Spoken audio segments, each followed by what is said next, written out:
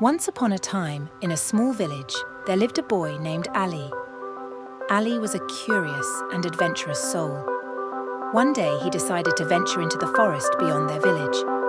As he walked through the forest, he encountered many colourful birds and flowers.